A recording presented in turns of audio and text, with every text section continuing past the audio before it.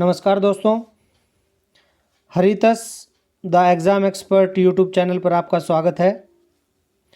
दोस्तों, मैं आज आपके लिए लाया हूँ फुल सिलेबस जो रीट का एग्ज़ाम होने जा रहा है 25 अप्रैल 2021 को। राजस्थान अध्यापक पात्रता परीक्षा जो होती है तो उसका एग्ज़ाम होगा 25 अप्रैल 2021 को एग्ज़ाम होगा।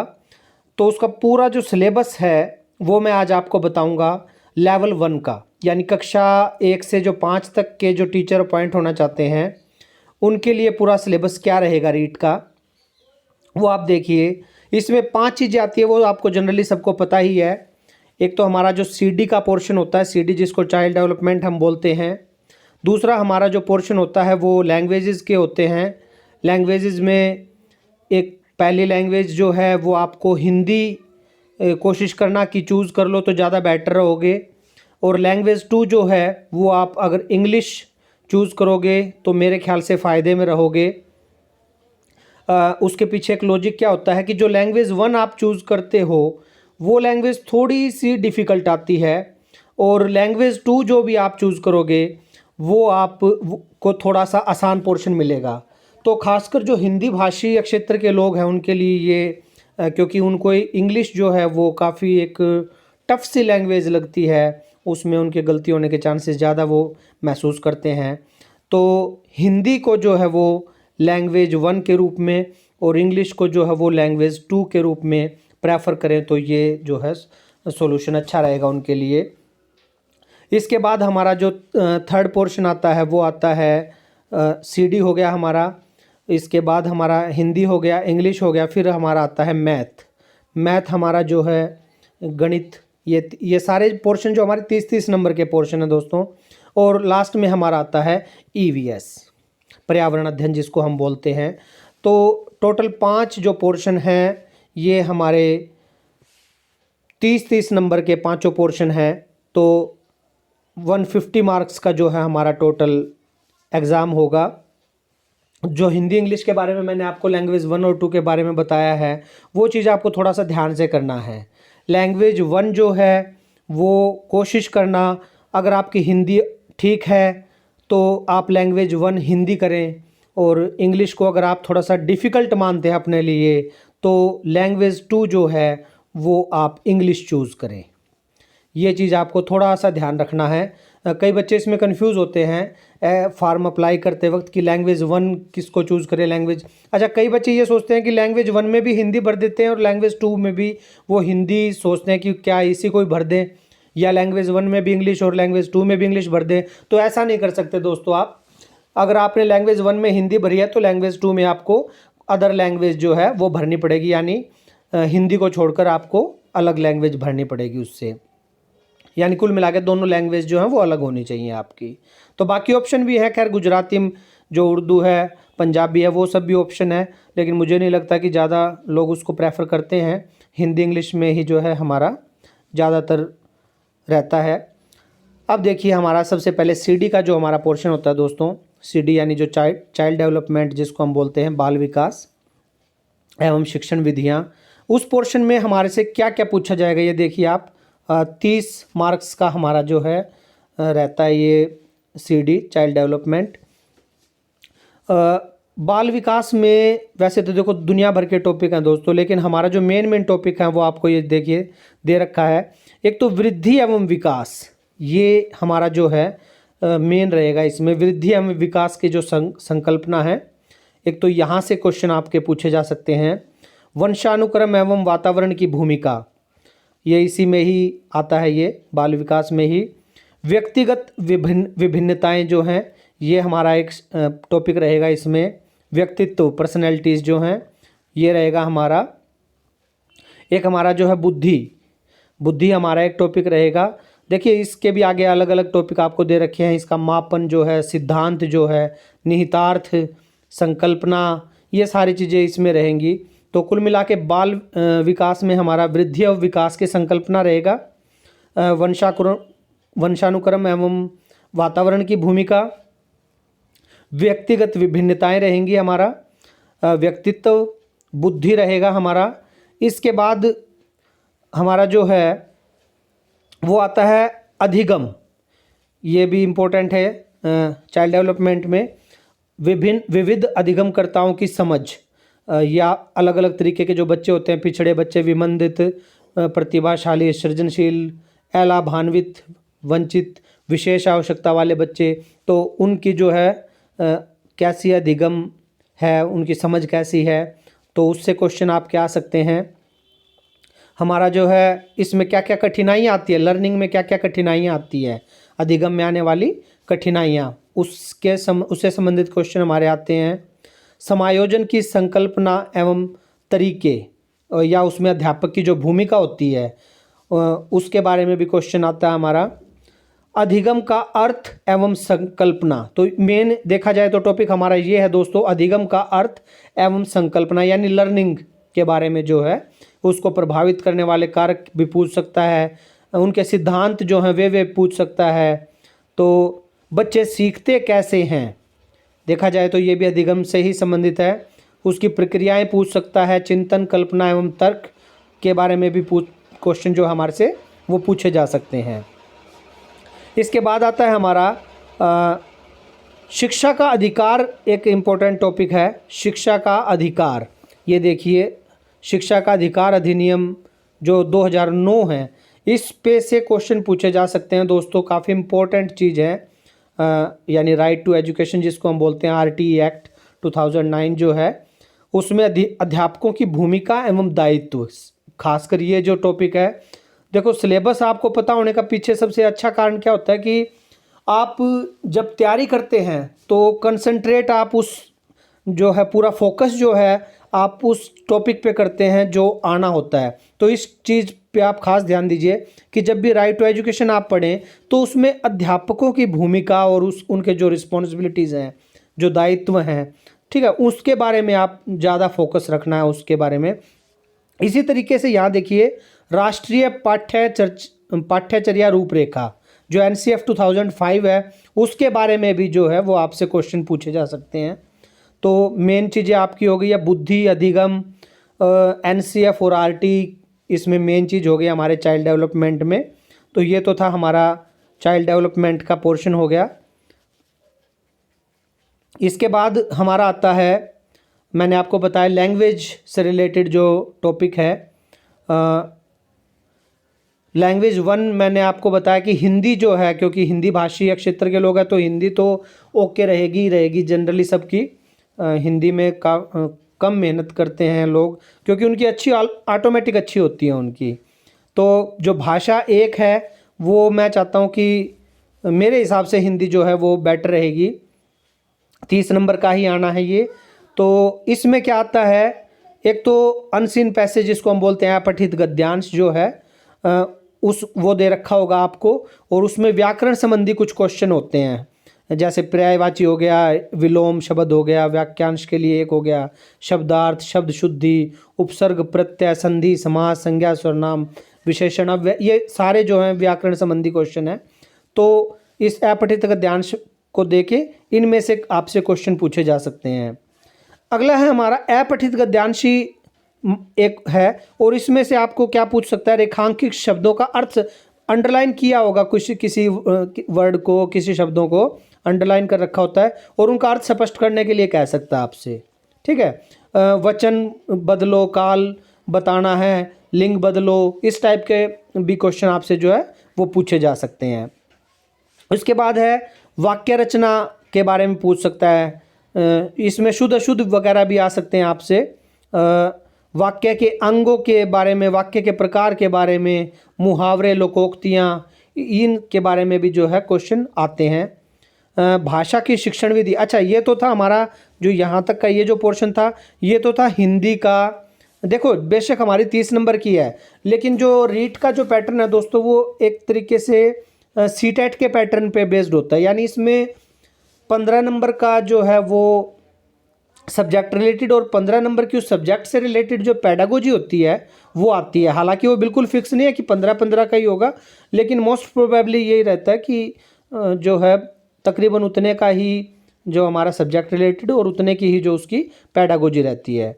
तो ये इसकी पेडागोजी है एक तरीके से कि भाषा की शिक्षण विधि, भाषा शिक्षण के अधिगम, ये जो है पेडागोजी का पोर्शन है हमारा। तो ये हमारे जो हिंदी की पेडागोजी है, भाषाई कौशलों का विकास, ठीक है, सुनना, बोलना, पढ़ना, लिखना वगैरह वगैरह, इससे संबंधित जो हमारे क्वेश्चन है वो पूछे जा सकते हैं। हिंदी भाषा में जो है वो कैसे हमारी टीचिंग में जो है वो चुनौतियाँ होती है। शिक्षण अधिगम सामग्री, ये आपको सबको पता ही है, खैर जो टीचिंग लर्निंग मटेरियल होता है उसके बारे में है।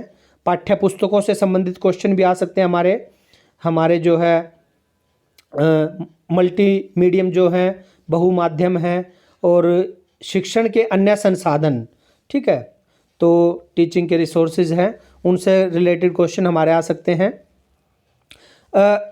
ये भी पेडागोजी का ही पोर्शन है दोस्तों। भाषा शिक्षण में मूल्यांकन आपको जनरली पता ही है, इवैल्यूएशन वगैरह जो होता है, उपलब्धि परीक्षण, ठीक है, और समग्र एवं सतत मूल्यांकन जो है ये आजकल चला ही हुआ है, CCP इसको बोलते हैं। तो उपचारात्मक शिक्षण जो है, ये सारे पेडागोजी से रिलेटेड क्वेश्चन है। ये लैंग्वेज जो है हमारी हिंदी भाषा में शामिल है। अच्छा, एक चीज़ खासकर ध्यान रखना है, बहुविकल्प प्रश्नों का जो मापदंड है MCQ, क्योंकि हमारे आते हैं MCQ, मल्टीपल चॉइस क्वेश्चन जो होते हैं, वो जो आएंगे कहाँ से, ये अभी आपको एक तरीके से बता रखा है कि राज्य सरकार द्वारा जो निर्धारित पाठ्यक्रम है, जो कि 2019-20 का जो पाठ्यक्रम था, उनमें जो पाठ्य पुस्तकें लगवाई गई थी, उनमें कक्षा 1 से जो 5वीं तक का जो पाठ्यक्रम है उनमें से ही आएगा जनरली। लेकिन जो डिफ़िकल्टी लेवल है, ये देखिए कठिनाई स्तर, जो डिफ़िकल्टी लेवल है वो 10th क्लास तक का होगा। यानी मतलब ये मत सोचना कि यूं का यूं आपका प्रश्न बनाकर दे देंगे, आपको टॉपिक वहाँ से उठा लेंगे। यानी जो 5वीं तक के टॉपिक आते हैं, मान लीजिए 5वीं तक कोई अगर टॉपिक नहीं आया तो वहाँ से पूछना बहुत मुश्किल है, लेकिन 5वीं तक का टॉपिक तो उठाएंगे, लेकिन वो जो उसका डिफ़िकल्टी लेवल है वो 10th क्लास तक का होगा दोस्तों, ठीक है। तो ये हमारा हिंदी का पोर्शन था। इसके बाद मैंने बताया आपको लैंग्वेज 2 जो है वो इंग्लिश। ये देखिए लैंग्वेज 2 जो है वो हमारा इंग्लिश रहेगा। तो लैंग्वेज 2 इंग्लिश, ये भी 30 नंबर का आएगा। इसमें भी वही हिंदी वाला ही पैटर्न एक तरीके से फॉलो करते हैं कि एक अपठित गद्यांश अनसीन प्रोज आता है, यानी एक पैराग्राफ आपको दे दिया होता है, ठीक है, उसमें से क्वेश्चन पूछते हैं आपसे। वो क्वेश्चन किसी भी तरीके के हो सकते हैं, सब्जेक्ट वर्ब एग्रीमेंट से रिलेटेड हो सकते हैं, इन्फ्रेंसेस से रिलेटेड हो सकते हैं, किसी भी तरीके के क्वेश्चन हो सकते हैं, एलिट्रेशन से या सिमिली से, मेटाफोर पर्सोनिफिकेशन से, एजोनेंस से, राइम से, ठीक है, वो किसी भी तरीके के आपके क्वेश्चन हो सकते हैं। इसके अलावा आपकी जो है मॉडल ऑक्सिलरीज, जो मॉडल वगैरह जो बोलते हैं, कैन, कुड, मे, माइट वगैरह, ईडियम फ्रेजेस जो हैं वो भी आ सकती हैं आपकी, ठीक है, सोनेट, शॉर्ट स्टोरी, ड्रामा से रिलेटेड, यानी एक तरीके से जो है लिटरेचर से रिलेटेड भी हमारे थोड़े बहुत क्वेश्चन पूछे जा सकते हैं। इसके अलावा जो हमारा है साउंड और सिंबल की जो नॉलेज है इंग्लिश में, इंग्लिश साउंड एंड सिंबल की जो बेसिक नॉलेज है वो भी हमारे से पूछी जा सकती है। तो ये तो हमारा हो गया इंग्लिश का पोर्शन। अब इंग्लिश की जो पेडागोजी है वो भी हमारे से जो है पूछी जाएगी। प्रिंसिपल ऑफ टीचिंग इंग्लिश, ठीक है, क्या क्या सिद्धांत है यानी इसके, और communicative approach to English language teaching, challenges of teaching English, जैसे वो था ना हिंदी शिक्षण में चुनौतियाँ, तो यहाँ पे इंग्लिश शिक्षण में चुनौतियाँ, चैलेंजेस ऑफ टीचिंग इंग्लिश, ठीक है। डिफ़िकल्टीज इन लर्निंग इंग्लिश, सीखने में जो भाषाई शिक्षण में जो मुश्किल आती हैं उसके बारे में पूछ रखा है अधिगम में। इसमें भी इवैल्यूएशन से रिलेटेड और रेमेडियल टीचिंग से रिलेटेड जो है हमारे क्वेश्चन पूछे जाते हैं। अच्छा, इसमें भी जो दे रखा है कि कहाँ से आएंगे question, the criteria for multiple choice question will be based on the syllabus prescribed by the state government. यहाँ पे देखिए क्लास जो 6ठी से 8वीं तक की में जो सिलेबस है वो पूछा जाएगा यहाँ पे, और जो डिफ़िकल्टी लेवल है वो वही हमारा जो है 10th क्लास तक का डिफ़िकल्टी लेवल होगा, सेकेंडरी लेवल तक का। तो ये चीज़ आपको ध्यान रखनी है। जो 6ठी से 8वीं तक की बुक्स हैं, एक तरीके से आप NCERT की कह सकते हैं, क्योंकि स्टेट गवर्नमेंट जनरली NCERT की बुक्स ही प्रेफर करती है। ठीक है, तो एनसीईआरटी की क्वेश्चन जो हैं वो पूछे जाएंगे। तो ये था हमारा लैंग्वेज टू इंग्लिश। इसके बाद आता है हमारा गणित जो है, मैथ्स जो है। मैथ्स में तो जनरली आपको सब पता ही होगा। एक तो 30 नंबर सेम वही है सबका, मैंने बताया 30 नंबर का ही आएगा। पूर्ण संख्याएं, स्थानीय मान, तुलना करना, जोड़, गुणा, भाग, घटा वगैरह, भारतीय मुद्रा से संबंधित क्वेश्चन जो हैं। ठीक है, ये सारे क्वेश्चन हमारे भिन्न से संबंधित क्वेश्चन जो हैं वो आते हैं। एलसीएम एचसीएफ के क्वेश्चन, लघुत्तम महत्तम जिसको हम बोलते हैं।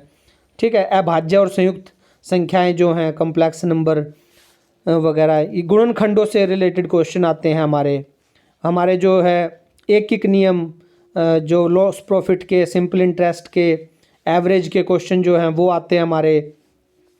इसके अलावा जो हमारे आकृतियों से रिलेटेड, चाहे वो ठोस आकृतियां हों, ज्योमेट्रिकल, या हमारे समतल वक्रतल की हैं, तो किरण हैं, रेखाखंड हैं, कोण, उनके प्रकार। ठीक है, मेंसुरेशन देखिए, लंबाई, भार, धारिता, समय, तो ये मेंसुरेशन से रिलेटेड क्वेश्चन भी आपसे पूछे जा सकते हैं, जिसमें एरिया, सरकमफ्रेंस वगैरह जो है, पेरीमीटर वगैरह, वो पूछे जा सकते हैं आपसे। क्षेत्रफल और परिमाप। तो अब ये तो हो गया हमारा गणित का। और गणित में जो है ये आपसे देखिए क्या, गणित में भी जैसे जो पैडागोजी है वो गणित में भी आएगी। गणित की प्रकृति एवं तर्क शक्ति, ये हमारी पैडागोजी से रिलेटेड है। गणित की महत्ता क्या है, गणित की भाषा क्या है, आंकड़ों का प्रबंधन कैसे करना है, उससे रिलेटेड क्वेश्चन। अच्छा, आएंगे कहाँ से वो भी देखिए इसमें। वही कक्षा 1 से 5 जो है राज्य सरकार द्वारा निर्धारित पाठ्यक्रम, और कठिनाई स्तर कितने का, कक्षा 10 तक का ही होगा इसका भी। ठीक है, लास्ट हमारा जो है ईवीएस आता है, पर्यावरण अध्ययन जिसको हम बोलते हैं। तो पर्यावरण अध्ययन में थोड़ा सा चेंज हुआ है पिछली बार की बजाय। इस बार थोड़ा सा जो राजस्थान की कुछ क्वेश्चंस इसमें इन्वॉल्व किए हैं। देखिए बाकी तो सारा सेम है, परिवार है, वस्त्र एवं आवास, व्यवसाय। ठीक है, इस सब में, इन सब में तो इतना नहीं। इसमें जैसे सार्वजनिक स्थल एवं संस्थाएं, इस टॉपिक को देखिए। इसमें क्या कर दिया है कि राजस्थान के जिले एवं राजस्थान में पंचायती राज। देखिए जो राजस्थान के कैंडिडेट हैं उनके लिए तो कोई मुश्किल नहीं है ये शायद चीज़ें, लेकिन जो अन्य राज्यों से जो कैंडिडेट अप्लाई करते हैं रीट के लिए, तो उनके लिए ये थोड़ा सा मुश्किल हो सकता है। तो अगर उनको, मैंने बताया ना, सिलेबस का पता चल जाए तो वो ये चीज़ें आराम से कर सकते हैं, ये कोई इतनी मुश्किल चीज़ें नहीं हैं। तो राजस्थान के ज़िले एवं राजस्थान में पंचायती राज जो है, इससे रिलेटेड क्वेश्चन ये कुछ पूछे जा सकते हैं, तो ये आपको करने हैं। इसके बाद है हमारा ईवीएस में ही हमारी सभ्यता संस्कृति। इसमें भी थोड़े बहुत राजस्थान का जो पुट डाल दिया इन्होंने। जैसे राष्ट्रीय प्रतीक, राष्ट्रीय पर्व, ये तो सबको पता ही है, तो पूरे इंडिया लेवल के हैं। इसमें क्या अलग से क्या कर दिया, राजस्थान के मेले और त्यौहार पे थोड़ा सा आपने ज़्यादा फोकस करना है। जब आप अपनी तैयारी करोगे ना, तो राजस्थान के मेले त्यौहार हैं, वेशभूषा है, आभूषण है, खान पान है, वास्तुकला है, वहाँ की पर्यटन स्थल है, वहाँ के जो मेन लोग हैं, विभूतियाँ, और जो विरासत स्थल है वहाँ के, चाहे वो महल हो, चाहे वो स्मारक हो, कोई हो, वहाँ की जो चित्रकला है या लोकोक्तियाँ हैं, वहाँ के जो लोक देवता है, उनको थोड़ा सा आपने पढ़ना है एक्स्ट्रा। जो बाहर के कैंडिडेट्स हैं, जो राजस्थान के हैं, उनके लिए तो वो एक बहुत आसान चीज़ है, लेकिन बाहर वालों के लिए वो चीज़ें अनसुनी सी चीज़ें हैं, तो उनको थोड़ा सा ज़्यादा उस पर थोड़ा सा फोकस करना है। हालांकि बहुत ज़्यादा जो है परसेंटेज नहीं आएगा राजस्थान का जो है ईवीएस में, क्योंकि टोटल तो 30 है मार्क्स। 30 में से 15 तो पैडागोजी टाइप हो गया आपका, और जो बाकी 15 रह गए उसमें से मुश्किल से 3-4 क्वेश्चन अगर राजस्थान के पूछे गए तो पूछे जाएंगे।